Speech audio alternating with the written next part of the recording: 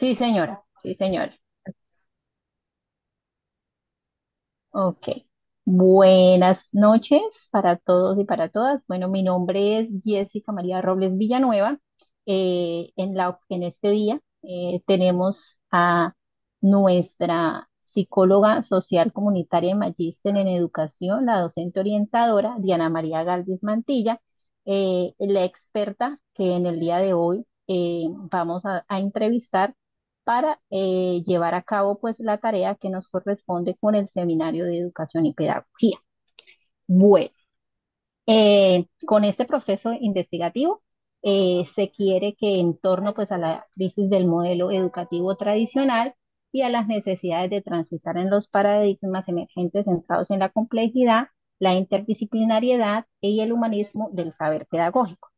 Esta entrevista aquí presente surge pues con la intención de recoger la voz de esta experta que nos acompaña en el día de hoy en materia educativa, quien desde su expectativa, desde su experiencia, nos pueda compartir reflexiones teóricas y prácticas con relación a los retos de la educación del siglo XXI y las transformaciones requeridas en la escuela actual.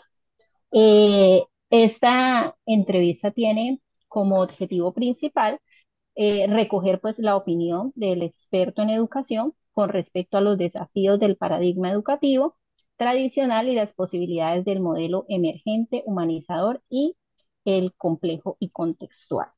Tenemos tres objetivos específicos, entre ellos está conocer la mirada del experto con relación pues a las causas y los efectos del modelo educativo tradicional y mecanistas y transitivos. Como segundo objetivo específico tenemos relacionar sobre las estrategias pedagógicas que puedan ser útiles en la educación crítica, ética y participativa. Como tercer objetivo específico, tendremos que abordar sobre el análisis del sentido de imparcialidad del docente reflexivo para la transformación educativa. Y como cuarto objetivo específico está el identificar la importancia de la interdisciplinariedad y la integración curricular y el pensamiento complejo en la formación actual. Eh, Como lo mencioné anteriormente, estamos con la psicóloga social comunitaria, magíster en educación y docente orientadora, Diana María Galvis Mantilla. Buenas noches. Hola, bueno, buenas noches. Muchas gracias por la invitación. Bueno, Diana, para continuar pues con la entrevista, mis compañeras comenzarán a hacer la serie de preguntas que tienen al respecto. Listo. Buenas noches, docente Diana. Muchas gracias por esta colaboración Muy que buenas noches. el día de hoy. Con Como, mucho gusto. ay, gracias. Como primera pregunta, tenemos ¿cuáles son las limitaciones del modelo educativo tradicional y cómo afectan el desarrollo del pensamiento crítico, así como la autonomía de sus estudiantes? Bueno, yo diría que la principal limitación que tiene este modelo tradicional es que es un modelo rígido, sobre todo eso, que es un modelo rígido que se basa más en...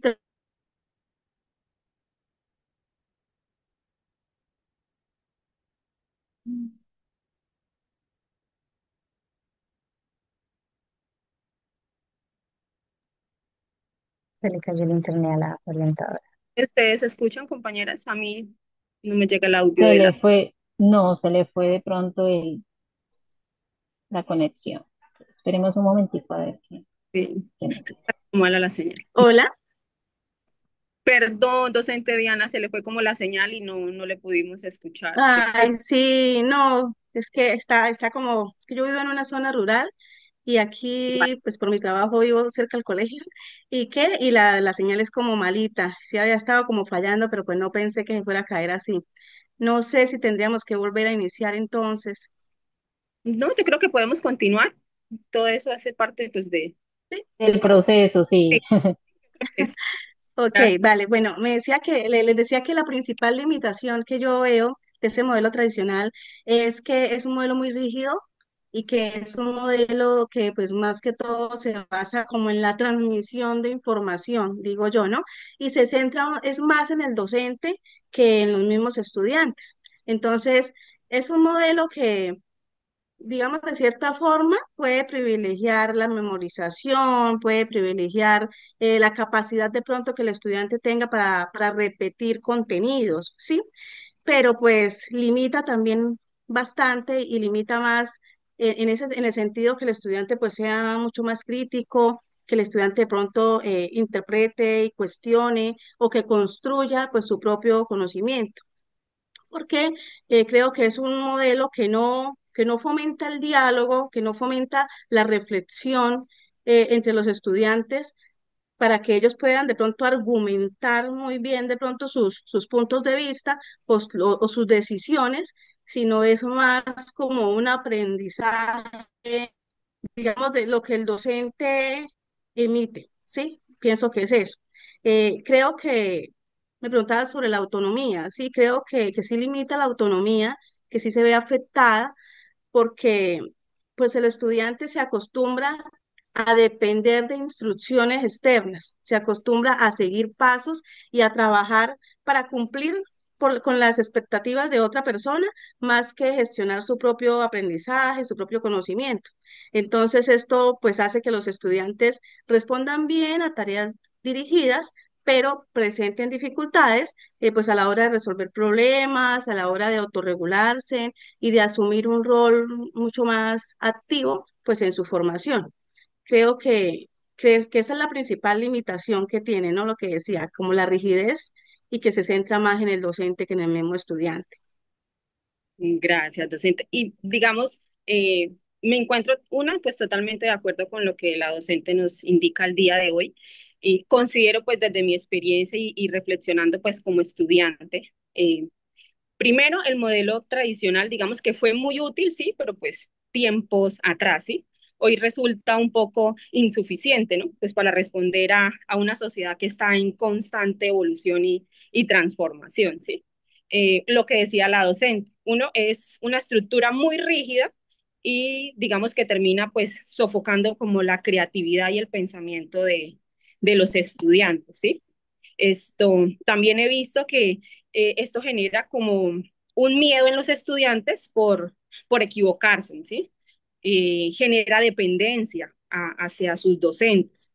Eh, Limita lo que decía la docente, limita la autonomía, limita que sean reflexivos, ¿sí? Solo hace que ellos sean como más repetidores de información, considero que también pasa, ¿sí? Entonces, creería yo que pues desde mi experiencia como estudiante apenas, eh, como docentes, futuros docentes, deberíamos transitar como hacia modelos más dialógicos y participativos, ¿sí? Donde estos estudiantes aprendan no solo a saber, sino también, como decía la docente, a pensar, a sentir, a reflexionar, a actuar, sí, como con sentido más crítico frente al mundo. Creería yo que es como una reflexión que Así nos... es. Gracias, Así es. Yo digo que es tan rígido ahorita que hablábamos del tema, es como tan rígido ese modelo tradicional que precisamente ahorita recordé época estudiantil, cuando uno está pues apenas en la primaria y recuerdo que en algún momento estuve en un aula donde las sillas estaban pegadas al piso, estaban, o sea, estaban muy bien alineadas, pero estaban atornilladas en el piso, entonces no había posibilidad ni siquiera de hacer una actividad de trabajo grupal porque, porque no había. Entonces, de pronto buscando el orden y buscando, en su momento, como tú decías, pues muchas cosas fueron bien y estuvieron bien, pero pues hoy en día todo se ha transformado tanto que ya el modelo tradicional pues resulta ineficaz. insuficiente, digamos. Sí. Gracias. Bueno, ahora vamos a seguir con la segunda pregunta que me corresponde a mí. ¿Qué función cumple el docente reflexivo y crítico en la transformación de las prácticas educativas y de qué forma puede fortalecerse su formación en competencias digitales y socioemocionales? Bueno, yo diría que la función de este docente reflexivo y crítico, pues primero es una función fundamental y sobre todo yo lo veo más como una función de mediador, ¿sí? Yo considero que este docente debe ser más el mediador de estos aprendizajes, que un docente que sea capaz de analizar su quehacer, de cuestionar sus métodos, de comprender también cómo sus decisiones pueden impactar el aprendizaje. Entonces, este tipo de docente es o debe ser ese docente que no se limita a las estrategias tradicionales, a lo que siempre se ha venido haciendo, sino que se adapta también a las necesidades de los estudiantes, se adapta a los contextos, porque también tenemos diferentes contextos, y que pues innova para que estas decisiones que él toma pues respondan realmente a las necesidades de sus estudiantes y pues que además promueva esos espacios donde los estudiantes puedan pensar, puedan dialogar, puedan construir conocimiento y pues puedan desarrollar también su autonomía. Eh, Me preguntabas también que cómo Sí, señora, ¿cómo fortalecer, fortalecer su formación en competencias digitales y socioemocionales? bueno, yo digo que ahí la clave está en la actualización constante, ¿sí? En esa actualización constante, en explorar nuevas herramientas, o sea, día a día vemos que surgen muchas cosas que nos sirven para el rol docente, entonces es como tener también ese interés, ¿cierto? Por innovar, por actualizarse, por integrar la tecnología, pues con la práctica pedagógica y pues que todos estos recursos digitales puedan facilitar el aprendizaje colaborativo, la creatividad y de por sí pues el pensamiento crítico. Sí, sí, señora, no, y totalmente de acuerdo. Uno ahorita, pues en la práctica, digamos, cuando uno está dentro de un aula, ya que es diferente los contextos en los que uno de pronto se desenvuelve, ¿no? Entonces uno de pronto a veces tiene o tiende a creer que de pronto que lo que usted planea le va a funcionar exactamente igual, ¿sí? Y resulta que Ujú. no, que se encuentra con diferentes tipos de aprendizaje de los estudiantes, estilos de aprendizaje diferentes. Entonces, el maestro o el docente debe estar no condicionado, pero sí debe estar preparado para poder enfrentarse a eso, porque realmente muchas veces el choque llega cuando realmente uno se encuentra en el aula y de pronto esas herramientas a veces son insuficientes o uno cree que son suficientes y resulta que no, que para una clase sí le funcionó, pero para otro grupo no fue así. Entonces, eso a veces también entra como en un pequeño dilema del docente, de, bueno, ¿qué hago aquí? Si de pronto para este grupo me funcionaron, por ejemplo, las plataformas digitales o el acompañamiento, digamos, desde un grupo, digamos, o de alguna plataforma o algo, pero con otro grupo no fue así. Ellos más bien les gusta más bien, pues son más kinestésicos, entonces les gusta más el juego, les gusta más, digamos, el contacto con los otros compañeros, ¿sí? Entonces, realmente, pues yo pienso que el docente ahorita, en la actualidad, debe primero abrirse un poco como a esa parte digital, no ser como tan rígido de que no, en mi aula no va a entrar eso, porque realmente estamos en una era en donde los estudiantes viven pegados al teléfono, ¿sí? Que son más fáciles de encontrar ahorita de estudiantes que tienen más teléfonos que cuadernos, entonces eso, o libros, ¿no? Entonces sí hay que ir como abriéndonos o abriéndole paso un poco a esa digitalización, pero pues de una manera también donde no sea todo digital tampoco. Y bueno, y también esto, estar muy preparados en cuanto a las competencias socioemocionales, ¿no? Las competencias socioemocionales porque debe tener pues esa capacidad de autorregularse, ¿cierto? De dar un manejo adecuado a las emociones, porque lo que tú decías, uno puede llegar a un aula donde puede ser que lo que llevabas planeado funcionó muy bien. Pero de pronto vamos a otra donde no, los chicos son Mm, diferentes, donde de por sí en ese día, por X o Y motivo, eh, pues están diferentes, están dispersos, están, bueno, con tantas cosas que pueden pasar. Entonces, en síntesis, ese docente crítico, pues sí debe tener como esas competencias digitales y socioemocionales sólidas y convertirse en un agente de cambio.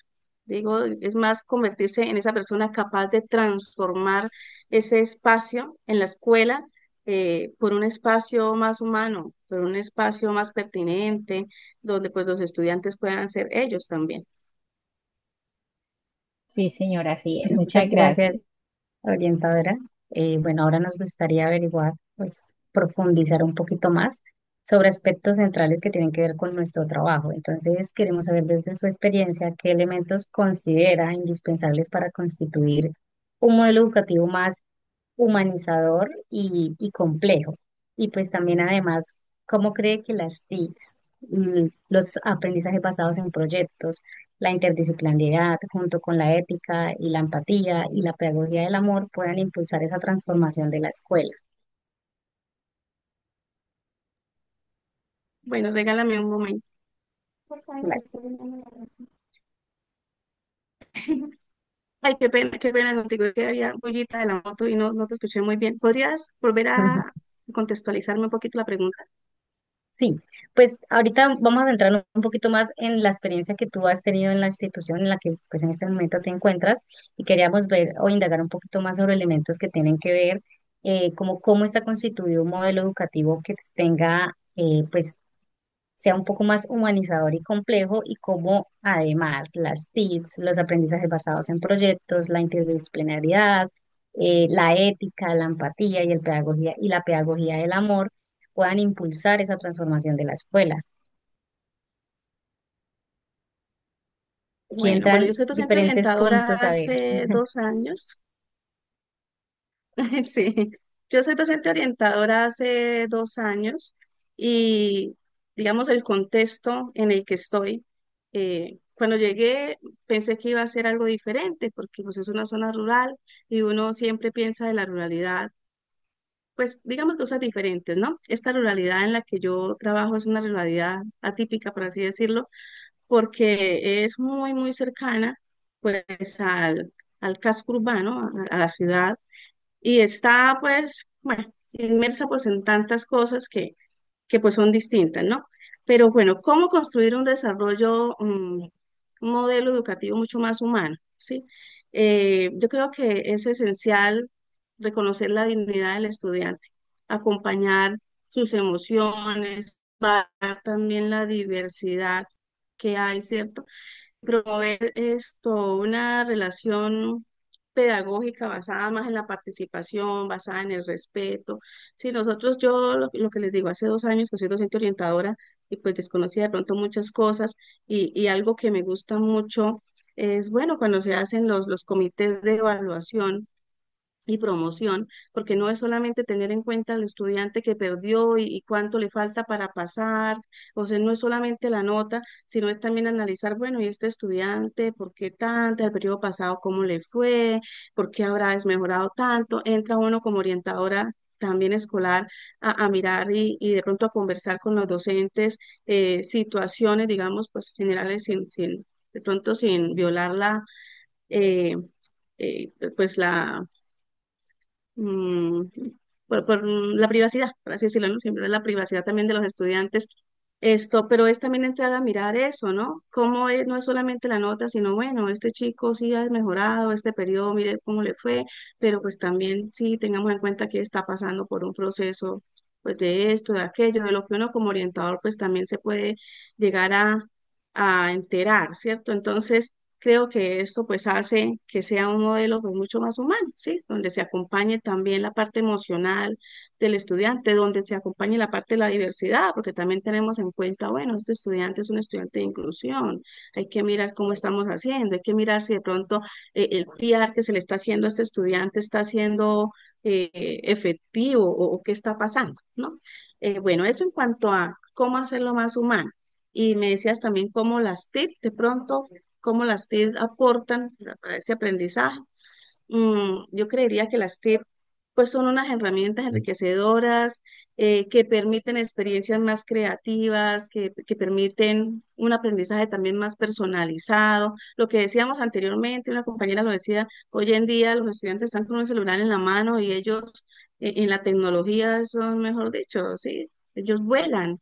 Entonces hay que tener todo esto en cuenta y digamos que tomarlo a nuestro favor.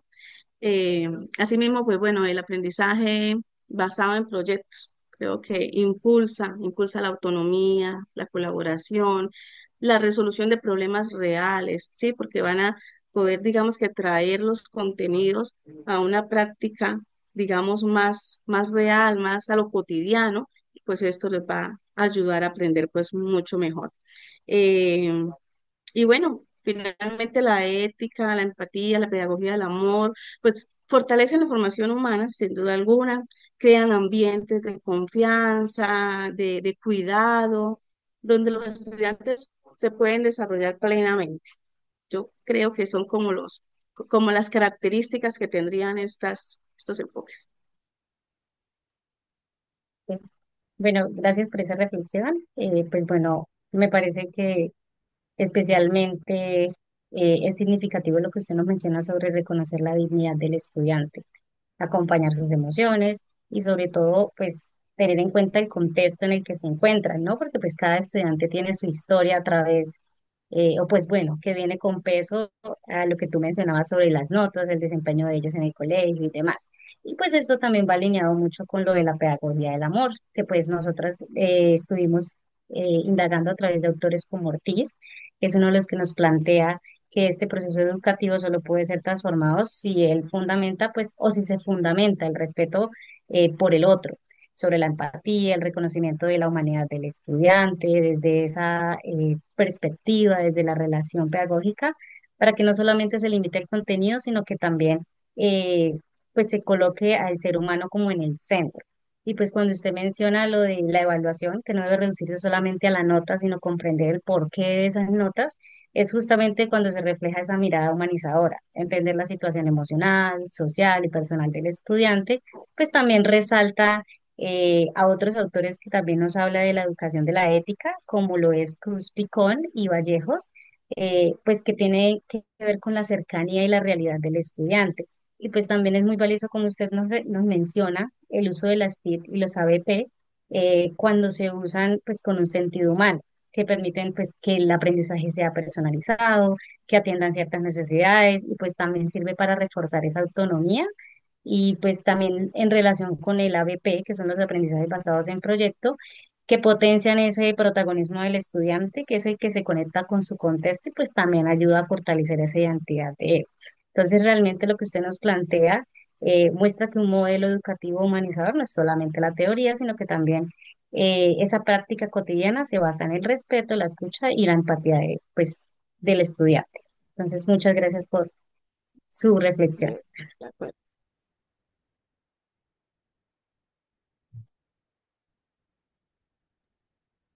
Bueno, buenas noches. La última pregunta es, ¿cómo la escuela puede crear una ciudadanía crítica y ética?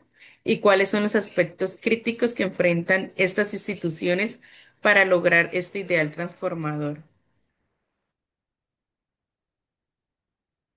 Bueno, yo considero que la escuela puede lograr o crear esa ciudadanía crítica y ética cuando permite o cuando promueve desde estos espacios que hacen mm, como esos momentos o esos espacios también, van a la redundancia, de diálogo, de reflexión, de participación, donde los estudiantes aprenden a analizar la realidad, donde aprenden a cuestionar las injusticias también, a tomar decisiones responsables, cuando comprenden las consecuencias de sus acciones, ¿sí?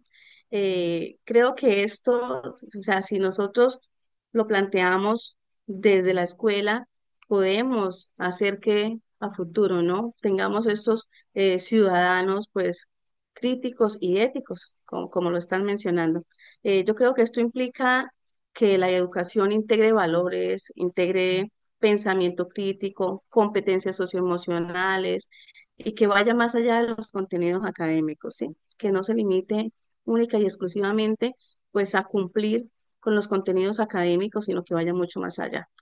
Y bueno, creo que las instituciones enfrentan varios desafíos también.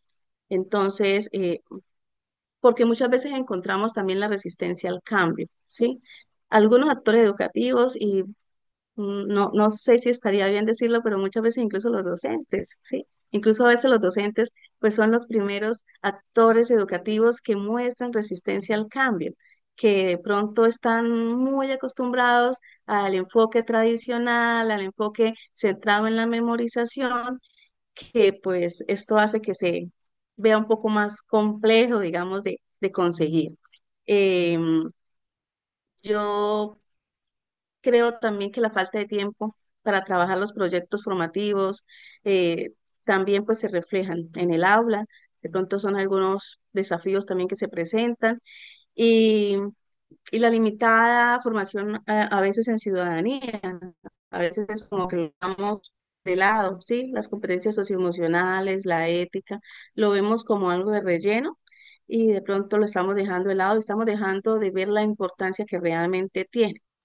Entonces, eh, creo que la escuela definitivamente debe trabajar de una manera mucho más articulada, con una intencionalidad pedagógica y con la participación de toda la comunidad educativa.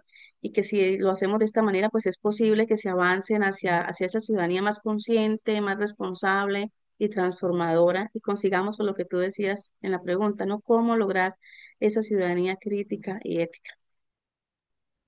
Sí, señora, y también pues la capacidad y la responsabilidad pues de para formar ciudadanos críticos y éticos pues sí la tiene la escuela porque pues es la formadora en donde los niños van a aprender, pero también no es solamente la transmisión de conocimientos, de que el niño, que uno como docente le meta temáticas y temáticas, pero a la vez no los invita a cuestionarse, a indagar, a que lo cuestionen a uno, porque muchas veces, dependiendo de las etapas o bueno, del grado escolar, uno no deja que el niño se cuestione, más se cuestiona más en bachillerato. Lo que es primaria, la primaria es como todo lo que uno como docente les diga. Y pues todo eso se lleva a cabo, es como el docente trabaje. Si el docente de la primaria invita a que el niño sea mediador, reflexivo, que cuestione, pues vamos a llevar a tener a una ciudadanía más adelante que pueda cuestionarse sobre las diferentes situaciones que ocurren en el entorno social y cultural en los que ellos viven. Así es. Sí, así es. Mira que ahora que estabas hablando de eso, me hiciste recordar un proyecto muy lindo que está en mi institución, que se llama Patrulleritos de Paz, porque le apunta a eso precisamente, ¿no? A ser buen ciudadano, ¿sí? Y los niños tienen la oportunidad desde jardín hasta 11, tienen la oportunidad de ser esos patrulleritos de paz en el aula. Están cambiando, digamos que ese rol lo pueden tener todos en algún momento en el año y esto hace que ellos tomen como conciencia de la importancia pues de tener, digamos, unas competencias ciudadanas, ¿sí? Dentro del mismo contexto escolar. Entonces, sí, lo que tú dices, totalmente de acuerdo. No es solamente el docente, pero sí juega un papel muy, muy importante la escuela. Muchísimas gracias, docente orientadora Diana, y por eso damos por terminada la entrevista. Ok, vale. Bueno, muchas gracias por la invitación y pues estuvo muy chévere, muy ameno este conversatorio. Entonces, no, excelente y que Dios los bendiga. Éxitos. Muchas gracias, docente Diana. Muchísimas gracias, Diana. De verdad, le agradezco su disponibilidad con este compromiso para nosotras también.